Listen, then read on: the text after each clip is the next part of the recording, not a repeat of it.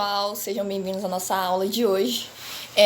A nossa aula hoje vai tratar da nossa viagem que a gente vai fazer aí daqui uns dias, acho que daqui 10 dias a gente vai já estar programando nossa viagem para a aldeia indígena. E antes dessa viagem para a aldeia indígena, eu estava aqui pensando em passar um conteúdo muito legal para vocês, que é exatamente sobre alteridade e relativismo cultural. Gente, o que a gente vai estar tratando aqui na nossa aula? Relativismo cultural. O que é relativismo cultural? Quando você vai estar relativizando outra cultura. O que é isso, professora? Gente, é aquele você não pré-julgar, não ter um preconceito de determinada cultura. Você tem a sua cultura, mas você não deve julgar a outra do próximo. Ou seja, você tem que ter esse pensamento, né? Meio que uma empatia com a cultura do outro. Claro, você não pode achar que só a sua é correta, porque a do outro também é correta, mas para ele.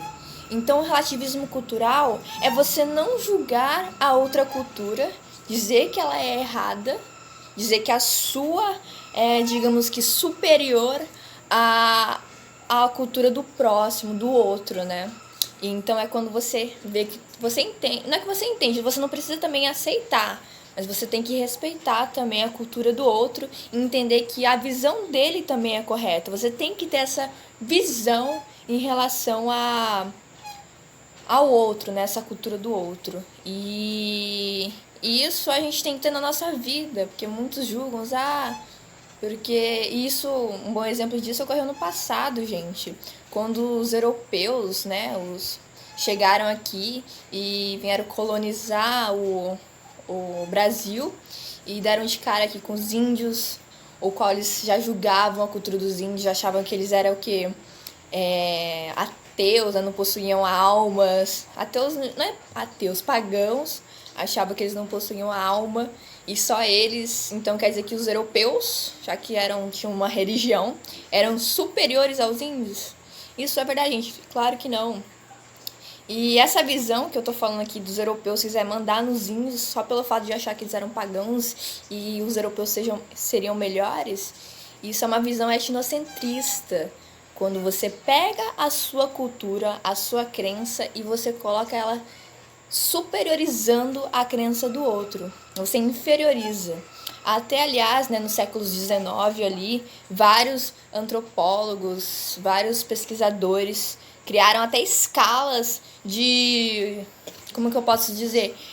De sociedades que eram mais avançadas, outras não, só pelo fato desse pensamento etnocentrista, que, eu sou mais avançada, eu mando em você, por exemplo, assim. Então, vários escravos sofreram com isso na época, né, também, na época muito burocrática que ocorreu aqui no Brasil, né, onde a questão da escravidão estava muito abrangente na época, né, estava correndo muito. Então, a gente tem que ter esse pensamento, esse não pré-julgar a outra cultura, gente. A gente tem que trazer para o nosso dia a dia. Será que eu estou sendo mesmo fazendo esse relativismo cultural ou eu estou sendo etnocentrista? Porque a gente tem que pensar na gente também. Porque, querendo ou não, muitas vezes a gente é etnocentrista. Não só com questão de cultura ou crença, também, né? Mas religião, a questão da sexualidade do outro. Gente, o que você acha diferente para você não quer dizer que é errado.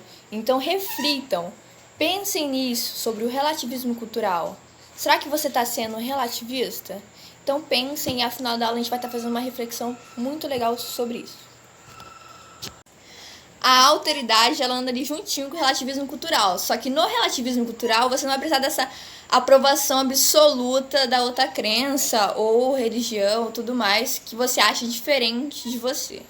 A alteridade é quando você tem um simples fato de se pôr no lugar do próximo, numa profundidade menor do que uma empatia, por exemplo, mas você vai tentar estudar de fato essa diferença do outro, né? Você vai se pôr no lugar. E quando a gente estuda, a gente realmente está ali, a gente entende esse diferente. E, gente, a falta de alteridade nos dias atuais é muito grande, né?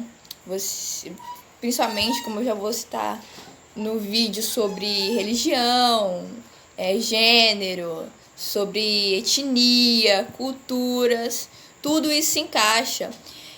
Uma coisa engraçada para vocês sobre, né, achar estranho essa diferença, é bem interessante sobre o que os gringos, por exemplo, né, de fora acham do Brasil, as coisas estranhas que ele acha da gente. Como, sei lá, a gente ter... eu tava vendo esses dias ter lugar para pôr o papel higiênico, lixeiro. Para eles não, para eles... Pô, por que vocês estão ali acumulando, sei lá, digamos que nossas defecagens, assim, né? E pra eles é absurdo. Assim como pra gente é diferente os indianos, que eles acham a vaca sagrada. Então, essas diferenças vão existir por todo mundo e sempre existiu. Mas sempre faltou essa alteridade, né? Até que por muitos... essa ciência, na sociologia se usa muito essa ciência de alteridade, esse estudar coisas novas, né, por vários antropólogos, cientistas, pesquisadores, e é muito essencial na nossa vida, e é bom que vocês reflitam, será que a gente está tendo essa alteridade na nossa vida?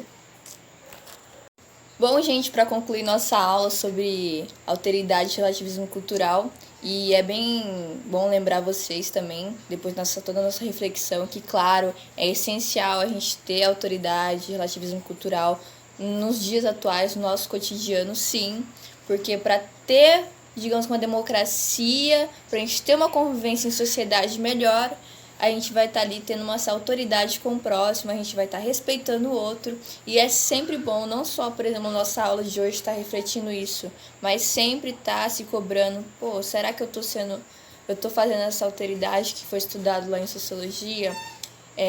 Será que tô mesmo tendo essa visão do relativismo cultural? Então vale ser lembrado sempre, vocês devem estar fazendo essa reflexão não só em sala de aula, no cotidiano também, e aproveitar, né, porque eu fiz essa reflexão com vocês para falar exatamente da nossa viagem, né, não pode esquecer da nossa viagem à aldeia indígena, porque é exatamente lá que a gente vai estar usando esses conceitos novos que a gente aprendeu. Espero que vocês tenham gostado muito, e que vocês pratiquem, porque não é aquilo, a gente falar, a gente estudar e não praticar.